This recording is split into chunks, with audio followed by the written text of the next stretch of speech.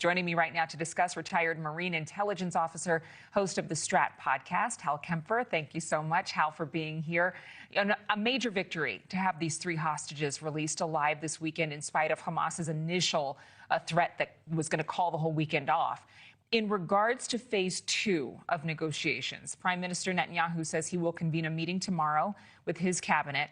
What is your prediction for what happens in that meeting and what happens next? Adrian, I think it's going to be a very tough 2 weeks until they get to that around March 1st deadline when phase 2 is supposed to begin. Right now, of course, as you mentioned, Hamas said they weren't going to release the hostages. President Trump came out, made a very strong comment, which basically said a noon deadline for Saturday, said release them and release all of them, and gave a green light to Israel to do whatever they're going to do. Basically saying if you want to go militarily, we fully back you. No daylight between the U.S. and the Israeli position. What that does is it sets up a very strong negotiating position for Israel across the board, and it puts a message out there to Hamas that they have got to negotiate in earnest. The challenge Hamas has is that they're basically negotiating in many ways the end of Hamas. They won't be a governing entity in Gaza. They won't be part of the reconstruction. Even the Egyptians have made that clear. They won't be part of the reconstruction, and they won't be a military threat. So Hamas has to have some overwhelming sort of Damocles, if you will, hanging over them. And I think that's kind of what you're seeing set up today with the discussions and certainly what President Trump just said. The secretary also expected to push President Trump's plan for America to take over Gaza. Does he have any leverage as far as selling this audacious idea? The leverage is basically bringing it up. Of course, the U.S. has tremendous presence and power throughout the Middle East. And during my career, I've spent time in a number of those countries.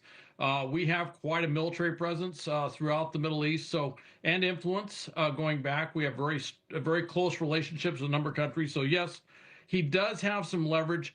But the other thing that's going on at the same time is Egypt is taking the lead and forming up the Arab alternative plan, if you will.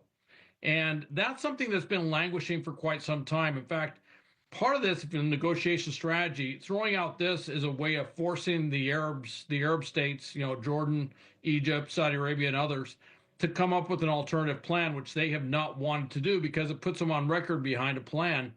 Well, they're coming up with a plan. So the more he says this, the more it puts a lot of pressure on the Egyptians to really take lead in that and come up with something.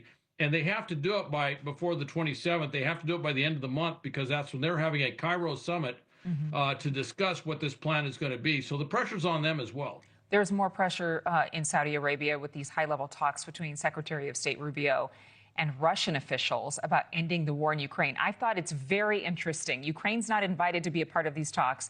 You have Zelensky speaking in Munich, kind of walking this tightrope of sorts about not relying on the U.S. as much in terms of Europe's independence, and yet thanking America for their partnership. Is this a game of chess? It's a game of multi-dimensional chess is what's going on right now. It's fascinating what's happening. There actually is nothing wrong with foreign ministers, the Secretary of State meeting his counterpart in a third country like Saudi Arabia. There's nothing wrong with that, not having the Ukrainians at the table. Of course, the optics are what they are. Coming out of the Munich Security Conference and everything that's happened this last week, everybody's on edge with the comments by Vice President Vance, Secretary of Defense Hegseth. Everybody is a little bit nervous that the U.S. is going on some sort of unilateral mission to negotiate something with Russia direct and leave the Europeans and the Ukrainians on the sidelines while they figure it out. Sounds like 19th century great colonial politics, if you will. But there's nothing wrong with getting the discussion. And frankly, the Ukrainians being at that table in Saudi Arabia could hinder some of the level of directness between the U.S. and Russia on this. And there may be things we want to communicate very directly, which may show that there isn't a lot of daylight between the Ukrainian position and our position.